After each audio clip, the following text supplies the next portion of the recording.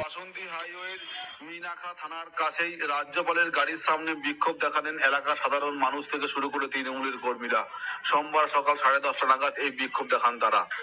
সন্দেশখালীর ঘটনার পরিস্থিতি খতিয়ে দেখতে রাজ্যপাল যাচ্ছেন সন্দেশখালীতে যাওয়ার কিছু আগেই মিনাখা থানার ঢিলছড়া দূরত্বে কলকাতা বাসন্তী হাইওয়ের উপর রাজ্যপালের গাড়ির সামনে বিক্ষোভ দেখান এলাকার সাধারণ মানুষ থেকে শুরু করে তৃণমূলের কর্মীরা।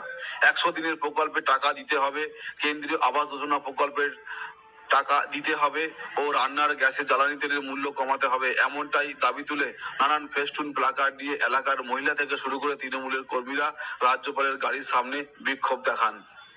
এই বিক্ষোভ প্রসঙ্গে বামুনপুকুর অঞ্চল তৃণমূল কংগ্রেসের সভাপতি নিজামুদ্দিন আহমেদ বলেন, আমরা মূলত আজকে যে কেন্দ্র সরকার 100 দিনে যে টাকা দিচ্ছে না এবং আবাস যোজনা যে টাকা দিচ্ছে না, দীর্ঘদিন মানুষ বঞ্চিত, তার জন্য আমরা রাজ্যপালকে জানাবার জন্য আমরা আজকে পথে নেমেছি। রাস্তা অবরোধ করলাম আমরা। আমাদের দাবিগুলো হচ্ছে আমরা ন্যায্য কাজ করেছি, আমাদের ন্যায্য টাকাটা কেন্দ্র সরকার আমাদেরকে দিয়ে দিক। আর দাবি হচ্ছে আবাস যোজনা যে ঘর, সেই ঘরে আমাদের নাম আছে, সেই অথচ আমরা দীর্ঘদিন ধরে আমরা পাইনি, কেন্দ্র সরকার এটা আটকে রেখেছে। নিয়মিত এই ধরনের খবর পেতে চ্যানেলটি সাবস্ক্রাইব করুন, ভিডিওটি লাইক করুন এবং আপনার মতামত কমেন্টের মাধ্যমে জানাতে পারেন।